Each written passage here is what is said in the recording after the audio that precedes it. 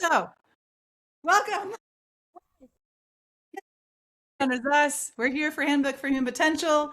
Seth is my co-host today, and as promised, we have 11 of us authors here ready to share and especially be like celebrate this amazing day of our book, Handbook for Human Potential, an accessible guide to personal growth, being live and ready to buy. Yeah. Yay! And Shannon, that was the most excitement we're gonna get today from her. Woohoo! It's like that's exciting. I've never seen you like this. You're so excited. It's so Woohoo! nice. Yes. Happy.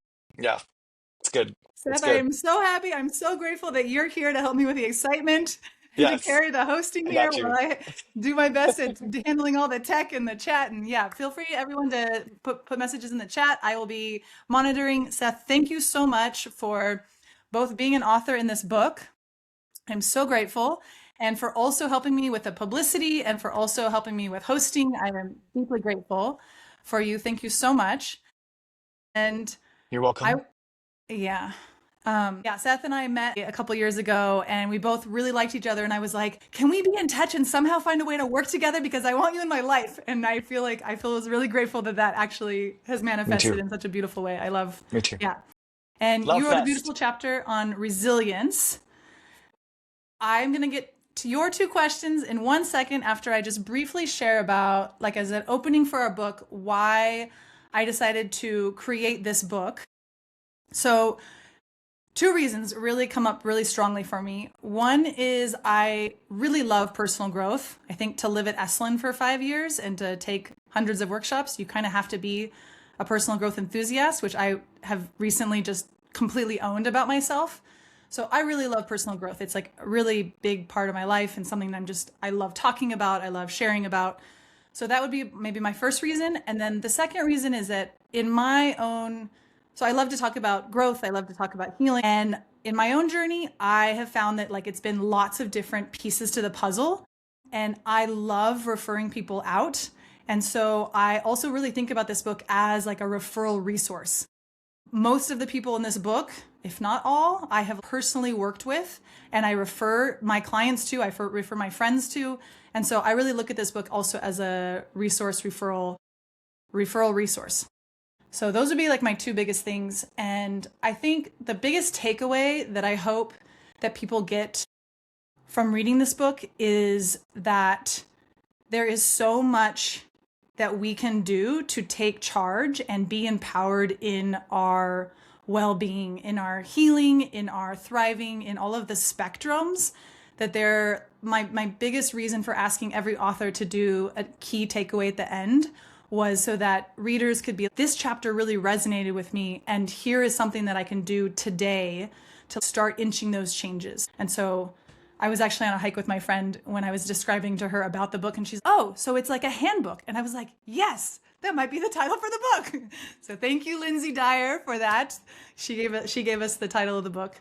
And it really is meant to be a handbook for personal growth. So yes, that's about the book and why I started it. And I could not have done it without all of these authors. I am so grateful to each and every one of you. There's another 7 of us that are not on this call, and we'll do another call with them. But every one of these authors has just been a pleasure and honor to work with. And I'm so grateful for everybody being a part of this. Yes. That was Yes. so lovely and from the heart. Thank you for that. We Yeah. want to thank everyone else for being here, right? Who's watching the YouTube or who will watch the YouTube in the future. And we're watching the numbers for bestseller. We're excited about that. So, Seth, I want to introduce you, and we're going to go around to all of the authors and ask these couple questions, which are why did you decide to contribute to the book? And what are you hoping that the reader takes away from reading your chapter? So, Seth, would you kick us off? Yeah, yeah, absolutely, absolutely. So for me, well, Chandra just told you the story. So, but when I met Chandra and her family, she mentioned she was putting a book, and it was the easiest yes that I had in my life. In 2024 was I was getting divorced that year. It was filled with sadness, and that was like the easiest yes for me. And my vision is to inspire the world to heal, thrive, and smile from the inside. So sharing these frameworks and methods is part of the larger movement toward collective resilience and awareness, because imagine what we can do if everyone's more aware and everyone has practiced and gone through resilience beyond what they can possibly imagine. You know, like what type of word would that be? So I feel like the possibilities are endless there. So that was the reason why I contributed. For my particular chapter called Frameworks for Facing Hard Times, I'm showing readers that the greatest potential becomes accessible the moment they deepen their awareness and strengthen their resilience. And I give them what I feel to be practical, compassionate, repeatable frameworks. I have the 6 levels of awareness, the SMILE method, and the GRACE method. And it's to help people navigate through hard times, move through pain with intention, which is important, and actively reshape their lives from the inside out. And I want them to feel seen, empowered, hopeful, equipped with tools, and inspired. So I really love that's your me. quote, Seth. This really stuck with me that resilience isn't just enduring hardship, it's thriving through it. Just write things sometimes. And it's like, wow, that was really awesome. First on my list is Teresa. You're up. So the first question is, why did I want to be part of this book? And I mean, it comes down to I'm here to help. I want to help people. And I met Chandra at the networking group that I ran with, or was running for about 4 years, 3 or 4 years with a good friend of mine. And she talked to me about it, and I thought, sure. And then I started learning about the other authors, and I was like, yeah. So it's an honor, really, to be here with all of you and what you bring to the table. So thank you. The second question, what do I want readers to take away? What's the one thing that I want them to take away from reading my chapter? My chapter is living in the frequency of love. And anyone who knows me knows that I embody that energy. I think it's the highest form of energy you possibly can have, energy of source. And it's not all rainbows and cupcakes. Life throws us curveballs. But like Seth was saying, and Chandra pointed out, you can thrive through those times. But when you live in the frequency of love, you have unwavering character. You know who you are. You know who you're connected with, and you learn how to live life unapologetically, and you thrive. And that's what I want people to get out of this. My chapter is that knowing. Because when you're connected to yourself and you're connected to love, you just know. Thank you. I just got goosebumps. Funny too, Thank when you said you. rainbows and cupcakes, I was like, oh, that's a new one for me. And I recently discovered cupcakes you can like pull them apart and put it together so that the cream is in the middle. I didn't think about cupcakes could get any better, but So they got good. better. So thank you for saying that. Rainbows and cupcakes are amazing to me. Thank you, Teresa. I appreciate that. I really appreciate that. And I want to just pop in here really quickly with the chat. I realize that it comes up kind of big, but I have this option to like share what people are saying on the chat, and I have people in there saying, one, Britta, what an amazing writer Britta is, which I would 100% Mhm. agree with. And I have people saying, already bought my copy, just got mine, gonna buy more today. Yeah. Ooh, and I have someone else saying that that's my life mission, Teresa. Thank you. All right, next up is Greg. We're So why did I join this group and write a chapter in this book? I met Chandra after a talk I gave about ketamine for mental health, and she came up to me and said, "Have you ever thought about writing a book?" And I was like, "Nope, never been like on my list of things I want to accomplish in my life. Never really considered it." And she's like, "Well, how about a chapter in the book?" And I was like, okay, I think I could do that. And I thought about it, and I was like, well, I'm wildly passionate about ketamine for mental health and psychedelics for mental health. So if I can talk on that, then absolutely, I'm in. And it's hard not to be passionate about something that you see that literally changes and saves lives right in front of you. The most divine thing I can think of is to watch somebody heal in front of you.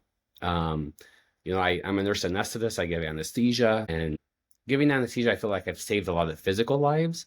But helping people want to be alive is a completely different level of satisfaction for me personally. And so I wanted to get the word out. I want to help break the stigma that ketamine is only a recreational drug, that's only the horse tranquilizer, and I want to help people know that it's available. So many people don't know it's available. Also, many people have heard of it, but they don't know it's covered by insurance. So it's available, it's affordable. And so I just wanted to share my experience working with this incredible medicine and how it can really, really, like I said, change and save lives. I could talk about it all day, every day, and I do. I'm so grateful that I get the opportunity to talk about this treatment every single day. And I'm also honored to be part of such an incredible group of individuals. I feel so grateful to be asked to be a contributor. So thank you so much. Right. Thank you. I think you answered both in there. Well, I still have more for the second one. Go ahead. So also what I want people to take away from this is the need to address your mental health, because mental health, when it's unaddressed, can be a huge roadblock to our path to achieving our human potential. So many of my patients have suffered for many years before they ever got help. And I think a couple of reasons for that is one, stigma, but two, a lot of times people don't know that what they're suffering from is actually depression or anxiety or PTSD or something like that. So I encourage people to take a deep dive into themselves, maybe talking with family members, people who know you, who love you, who see you from a different angle, that see you from the outside, because sometimes they have a different perspective. And if there is a concern that there is some mental health concerns that you're dealing with, go get assessed and seek treatment. And maybe ketamine isn't the right treatment for you, and maybe it is. But if it is, take my recommendations of how to find a great provider in your area for this treatment. I train providers all over the country on how to do ketamine treatments. And I can say that there are a lot of amazing providers giving this treatment everywhere in the country. So I really believe that addressing any underlying mental health conditions can really provide a springboard to help you achieve your human potential. Thank you. I appreciate that. Chandra. I want to do a small little plug here because I went to one of Greg's lectures, and one of my friends works for Greg, and I heard through the grapevine that his ketamine clinics are some of the best. Maybe I've heard the best in the nation. Oh So wow. yeah, and I'll do like a small little plug. One of the topics that I really wanted in this book was psychedelics, and I'm just so incredibly grateful for both you, Greg, and Burton being willing and so open about speaking publicly. It's a very special topic that I'm just really grateful is in this book. So I really want to say thank you, big thank you to both of you. Thank you, Chandra. All right. Next up is Patricia. Wonderful. Well, first of all, I am humbled to be a small part of a group of such caring, committed individuals. It's very humbling to be here with you all. And also, Chandra, you've just been incredible in putting this together. I will forever be grateful. Why did I decide to do a chapter in this book? I read a poll that stated what the number one fear for Americans are, and that was dying and death. I've been a nurse for 60 years and worked in all different fields. And hospice patients and all my patients have taught me how to live and die well. And so I really wanted to provide information, education, and support to people to know that people don't stop living because they're dying.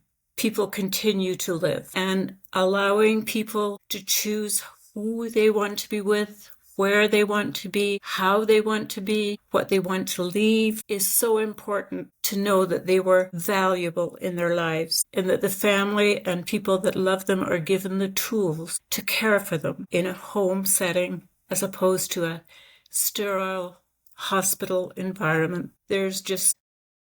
We ignore death in this society. It's a very death-denying society. We're used to shutting it away and shutting the door and leaving people with strangers in sterile environments. And it doesn't have to be that way. To be touched, body, mind, and soul with hope can be achieved in that phase of our lives.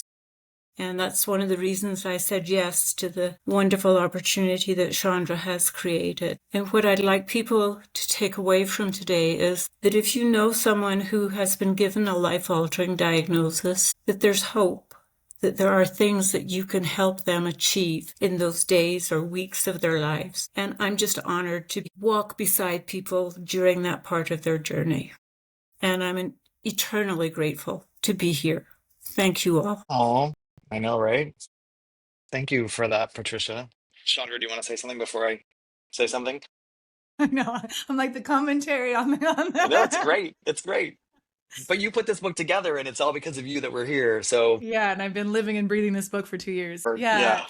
Yeah, it was a huge honor to be a part of your chapter, Patricia, and help create your chapter and edit your chapter and read your chapter. Yeah, it's definitely for me one of the most moving chapters, and I purposely put it at the end of the book. We have both sex and death at the end of the book, and the psychedelics are also towards the end. We're warm people up with the body in the beginning in part one, and get them to the more out there stuff towards the end. But yeah, your chapter was very, very touching. Yeah, and such an important message. And yeah, thank you so much, Patricia. Thank you. As a psychic medium, I'm even more interested now about your chapter. I'm so super excited to read it. All right. Next up, Dr. Erica.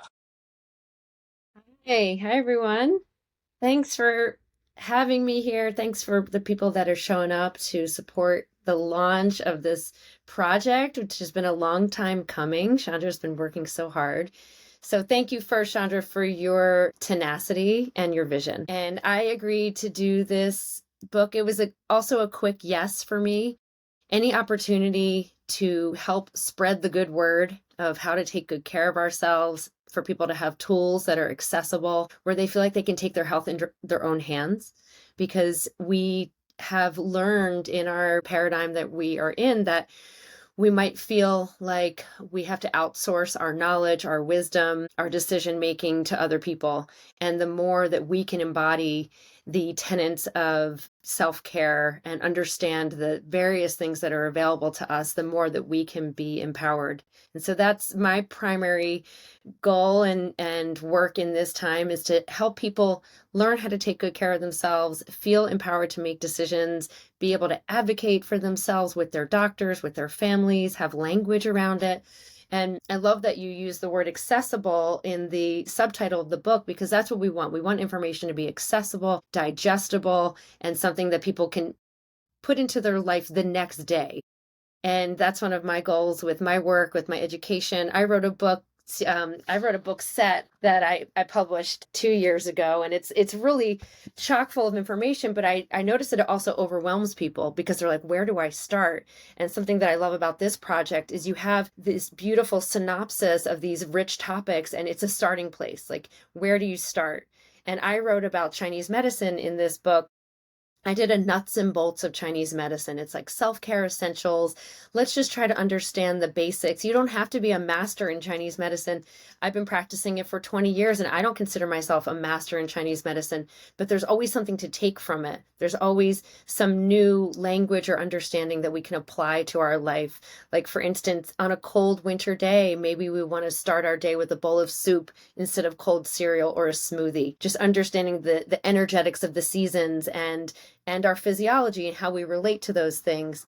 So what I hope that people get from my chapter in particular is an introduction to Chinese medicine, or maybe a richening of their understanding of it, a way to recognize that it doesn't have to be one or the other. You don't have to subscribe to one system of medicine. You can understand that they're all available to you. You can grab one thing that you like out of this and one thing that you like out of that, and make your own soup of the things that interest you and work for you. And with Chinese medicine, because it's a truly holistic health form and health system, you can find yourself in the pages. You don't really need to even know what your diagnosis is, but you might read and say, well, yeah, that kind of resonates with me. I understand that in my body, even though I haven't heard this language before. So I want to try to demystify that a little bit for people, so they might feel more comfortable and excited about trying Chinese medicine, maybe checking out that acupuncturist that your friend has told you about for a while, or try some Chinese herbs, or just try implementing the idea of being in attunement with the seasons, because that's something that we might not think about, because we live in our controlled environment in our home. We can actually recognize that we are in this ecosystem and how we might respond to those changes in the year.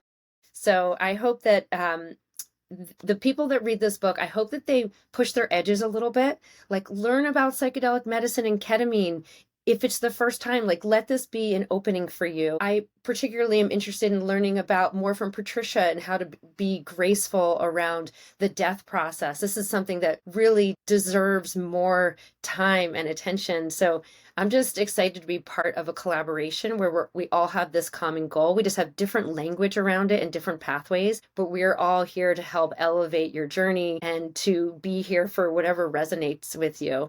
So thanks for having me here. We're discovering our pattern. Erica, thank you.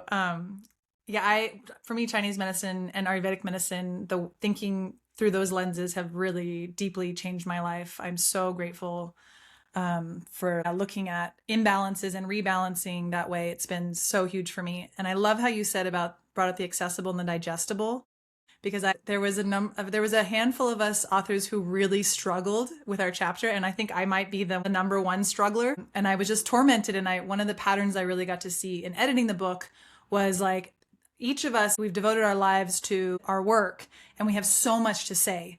And how do you actually fit it into one chapter? And how do you make it simple enough and not say too much so that it can be digestible? And I think this is something that not all the authors, Teresa definitely didn't. Teresa's like, here's my chapter, it's done, and it was done. But there was definitely a handful of us that struggled. I was probably the biggest struggler. I also had my own deadline to set, so it made it worse. But yeah, digestible, accessible, and this book is really meant to be that simple stepping point into here you can actually implement it. Thank you, Erica. And her book is amazing. I was actually just looking at your book on our bookshelf. My husband picked it up and he was like, this is incredible. And I just had that thought yesterday as I was looking at it. And I was like, it's so much. I mean, it's so rich with information, and it's like an encyclopedia. It's incredible. Yeah. Ooh, that's so exciting. And then here's a nice comment for Erica. Yeah, such a good book. Thank you. Nice, Jen. Thank you for your wow. Jen's one of our big supporters. I figured all of the authors have been telling me individually how much positive response they're getting and how many people are buying. And I'm looking at the KDP numbers and I'm like, this doesn't line up with what everybody's telling me. So I'm glad that finally some number is lining up with us moving up the charts.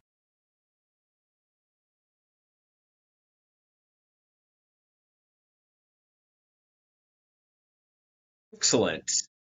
Good afternoon, everybody. Great to be here. It's launch party time. What a cool collective project that we've put together for the masses. My chapter is on psychedelics as therapeutics, and as we've already started to scratch the surface, I am a neurologist by background and come from a scope of Western medicine where psychedelics were not mentioned at any time during medical school, and it wasn't until a fellowship training program at Johns Hopkins where this topic became addressed, and it really piqued my intrigue. And over the past several years, I've really gone down the rabbit hole, so to speak, to try to amass as much information as possible in the published literature. And what I found is that due to Nixon's war on drugs, there is still a lot of misconception and a lack of knowledge amongst the public on these medicines to serve as potential healing mechanisms. And the opportunity is really for me, in my role, to provide education. And I do so by first really challenging the Schedule I designation, Schedule I being defined as medicines that have no medicinal value and lead to dependency. And of course, with psychedelics, these have been disproven. There are a lot of potential indications. Now, we have learned a lot of information over the past 2 decades about mental health and psychedelics for promoting healing for depression, anxiety, addiction, and PTSD. And we're just beginning to scratch the surface for neurological diagnoses as well, like Parkinson's, dementia, traumatic brain injury. And institutions and universities at some of the top academic institutions in the world are now investigating these as options for treatment. So my chapter starts with the history and respects that these medicines have been around for thousands of years and have a cultural context that really extend beyond the clinical setting. And the science is there. We can understand the nuance of anti-inflammatory properties and neuroplasticity and creating new connections. But what I really think is important to underscore is that in science, we tend to dissect everything into receptors and neurotransmitters, but there's something to be said about mental health as part of whole health, and that these medicines tap into something that is ineffable, that there's a magic and mysticism that we probably won't understand potentially ever, and the integration of these medicines is really where the magic happens. That it's not just that patients and individuals can garner a ton of benefit from a single dose, challenging the current paradigm of treatment of daily medications which only treat symptoms, but this chapter really blends well with the other areas of expertise to maximize the benefit, whether that's through meditation, breath work, being mindful about what we're consuming in our body through nutrients, and even our media diet and that content is crucial to understand that if there are those that are first hearing about psychedelic medicines, this chapter is going to give you a beautiful overview. And for those that even have experience and are not psychedelic naive, whether it's in a recreational context or ceremonial context, this chapter expands on the potential to truly understand how to maximize the potential benefit garnered through these therapeutics. It's such an honor to be a part of this project. I really love the ability to play around and not necessarily read the book cover to cover. There's a nice introduction that Chandra provides, inviting you to look at the table of contents and look to see what chapter calls to you. And maybe you want to start at the back. Maybe you want to start in the middle. But incorporating play into this experience, I think, makes the book much more enjoyable, super fun, and respecting that each chapter has its own voice, which keeps the experience quite dynamic. So I want to extend gratitude to Chandra for the organization of bringing everyone together, and to all my co-authors for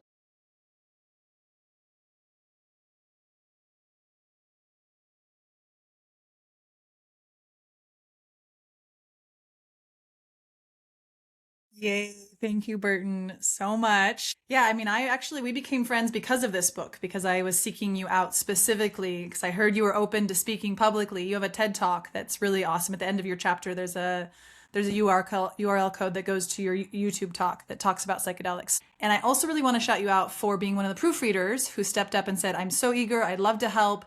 And you gave me the incredible feedback of like, I can't get past chapter 1, which really led me to reorganizing the whole order of the chapters and also led me to writing another introductory soft landing. So I really value direct, clear, honest feedback, and you really delivered, and you really had a big impact on the book. So thank you so much, and as well as my partner Stav. You both had the exact same opinion, and so I was okay, loud and clear.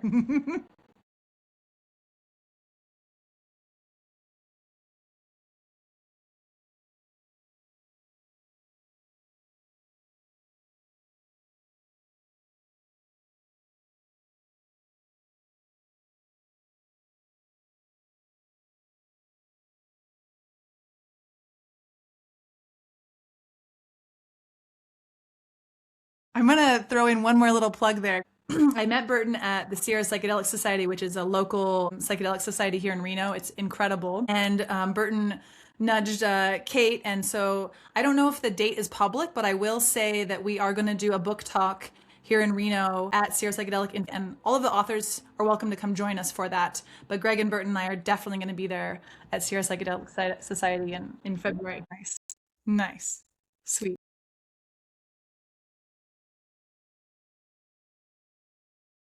I was going to be in color for sure.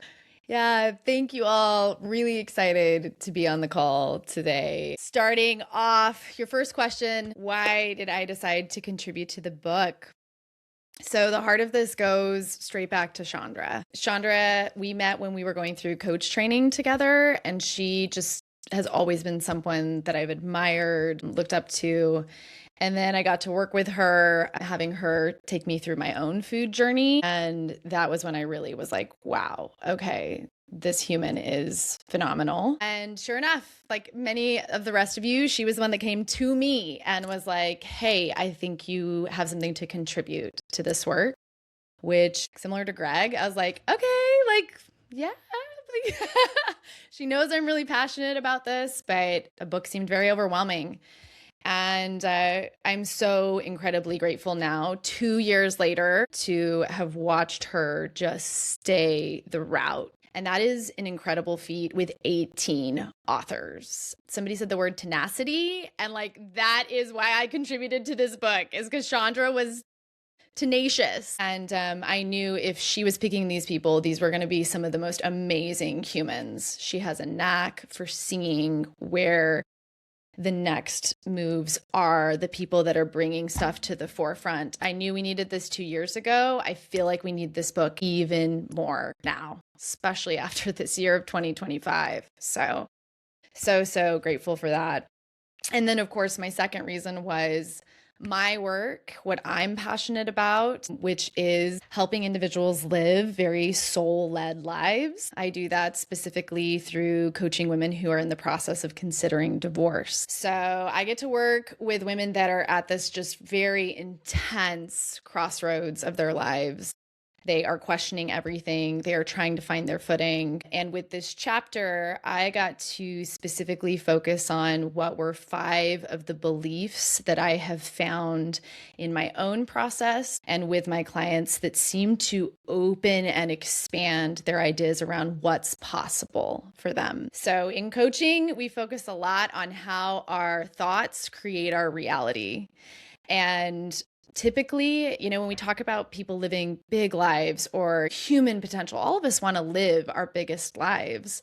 But what gets in the way? And it's often our programming. It's what we've been taught when we were little. It's the ideas that have been implanted into us. It's like the software that's been downloaded before we even had a choice. And to really start changing, you have to go in and start editing that software, uninstalling it. I sometimes think of it as apps on a phone. You got to take off the apps that are no longer serving you, the old patterns from generations past that just don't fit who you are now and what you need most.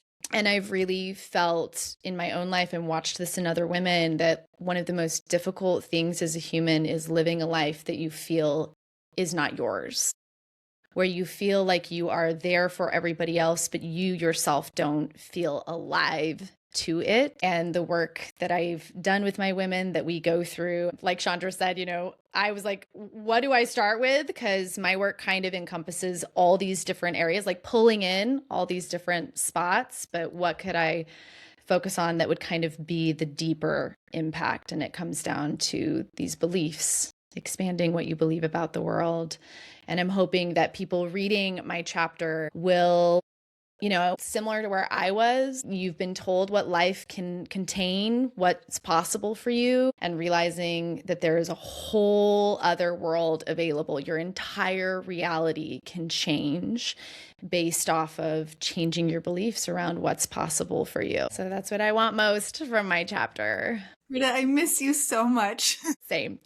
Yeah, thank you so much for sharing and being a part of this work. And I completely agree with whoever commented and that you're a phenomenal writer. You have a beautiful way with words. And yeah, your chapter is I love that you actually zoomed out in your chapter and you didn't specifically talk to your niche. You actually made it more broad, which was a really beautiful gift to this book.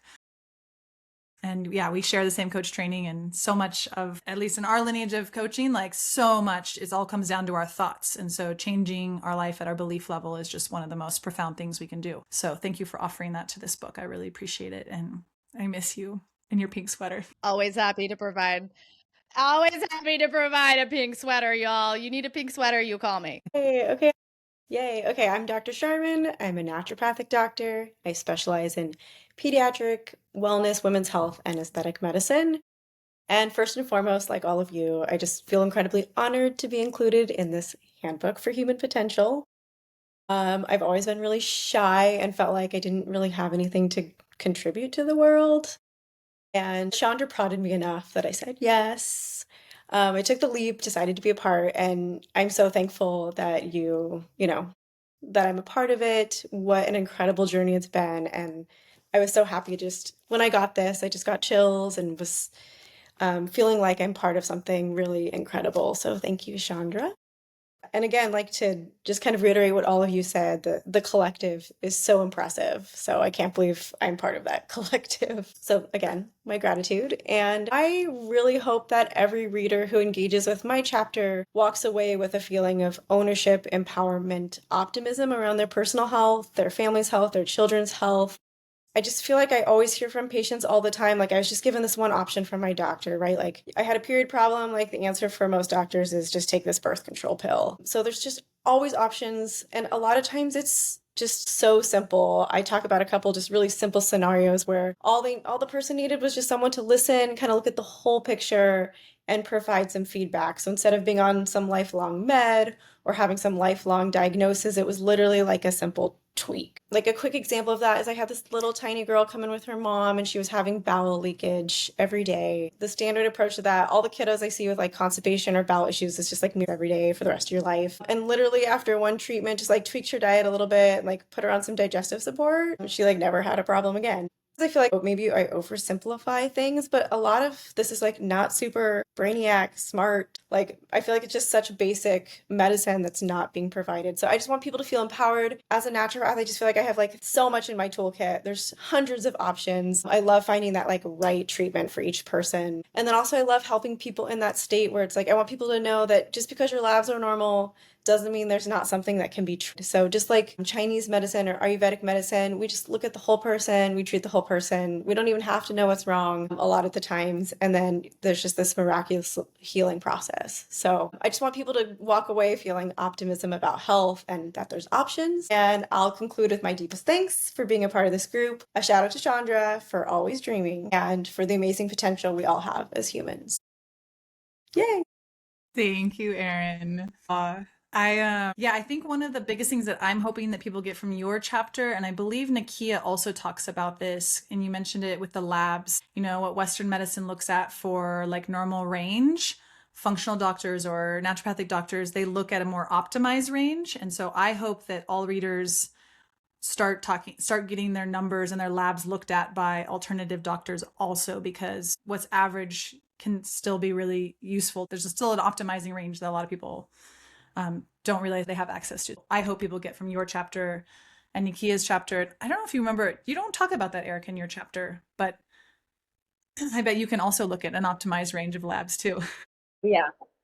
Yeah, and Erin is one of my oldest friends. I actually call her Juniper, so you'll hear me slip all the time. We used to jump in the ocean in college together, naked at sunrise. She's one of my oldest friends, and she's been huge for my alternatives perspective of health and really applying it to my kid. She was the one who gave me like my emergency travel kit or she didn't give it to me, but she told me what to get put in it, that we traveled out of suitcases for the first 2 years, and it was the best thing to have, the first line of defense. So thank you so much for being a part of this chapter. As I told you when I was tenacious and getting you to join, I couldn't imagine this book without you. So thank you so much for saying yes. Thank you, Chandra. Okay, thank you. First off, huge honor for Chandra asking me to write this chapter. At the time she did that, I was just wrapping up my book, which was Wounds to Wisdom, The Art of Healing Trauma. Uniquely enough, last Saturday, I've been coaching for 20 years now. That was my anniversary. But 2 years ago when she came to me, I was an absolute yes. And I kind of had the material. Trauma is a part of all of our lives, whether we admit it or not. In my practice, at the core of what I deal with is trauma. And when I meet somebody who has severe trauma, this is going to sound odd, but those are the easiest clients, because there is something about severe trauma that impacts every area of your life. And when you are able to process that by simply understanding how we create this experience of life, your life shifts. The event that caused the trauma is still going to be there, but it doesn't have that emotional pull that pulls you down, and you can transform your entire life. So my intention to be like part of this incredible group of people is to get the message out that like trauma, especially now, the traumas that are there don't need to run our life. There are ways to actually, everything is possible, including healing trauma. So I was so excited to write a chapter of the book And again, the intention is you can really live an amazing life. The deeper you understand how we create our experience, and then, the psychedelic stuff, that really, what I've found over the last 6 years is people who take psychedelics in the right way, literally, that trauma just dissipates and disappears. And now all of a sudden, what you have in front of you is an incredible life. So big thanks to Chandra. Big thanks to every other one. I actually got the book, and I guess I'm one of those weird nerds because I read the book not from the beginning, but from one of the chapters of the beginning to the end, and then I came back and finished it up. And it's such an amazing book. Thank you so much, Jim, for being a part of it. I consider you a very dear friend, and I'm so grateful for your contribution. And you also connected us to the person who taught me how to edit, who was the editor for your book, and in all of the camaraderie talks. And you offered more than a chapter in all of your support, and I'm really, really grateful for it. Thank you, Jim.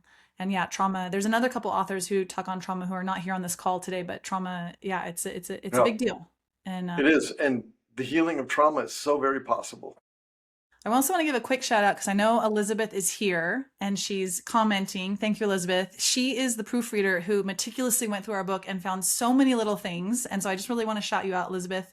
Thank you for proofreading and finding so many little things and all of your beautiful comments today. And she loved your chapter, Britta.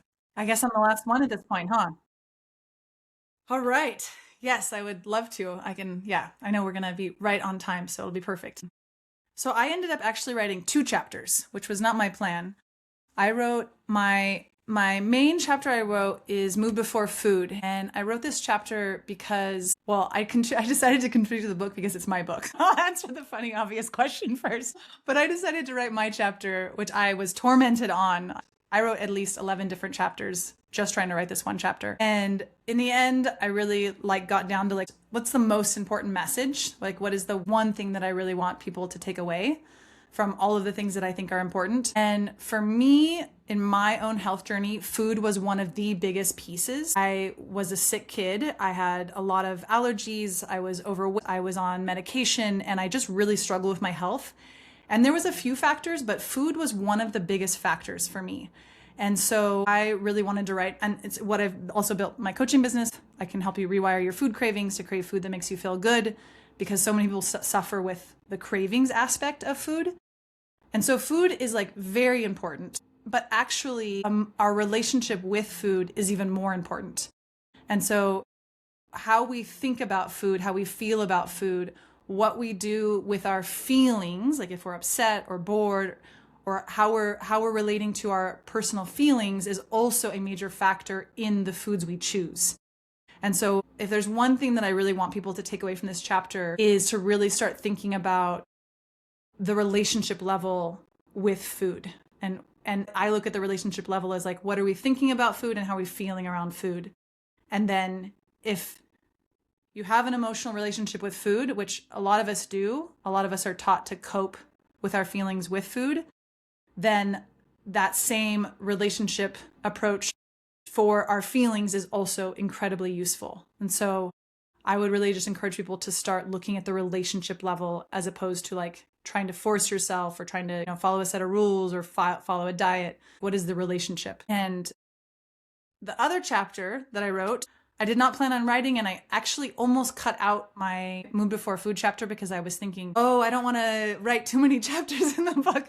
And my mom is like, it's already done. Why would you exclude your chapter? Because our book really needed a soft landing. After Burton and my partner said, I really evaluated every single chapter, and no chapter really what I came to call a soft landing into our book.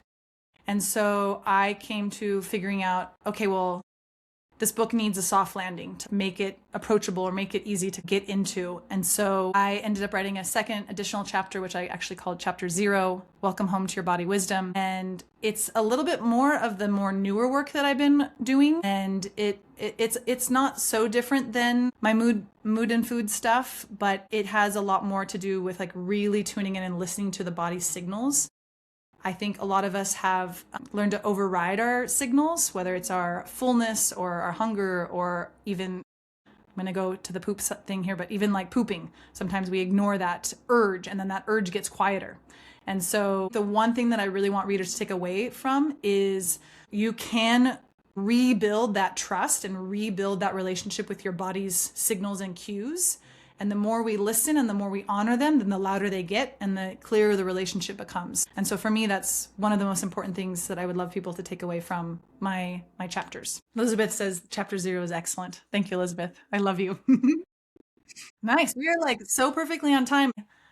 We are going to do another one of these with the other authors who are not here. So there will be more to come. So I do actually really encourage you to go to our website and sign up for the book's email list, because there are going to be another few launches. There's going to be a hard copy launch.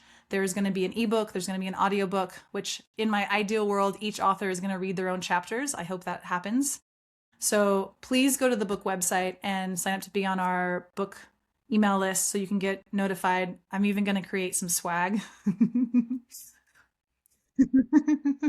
Thank you for being here. Like, immensely huge thank you to all of you guys who showed up and everybody who bought a book and bought multiple copies of the books. And thank you, Seth, for holding down the hosting. I'm very grateful.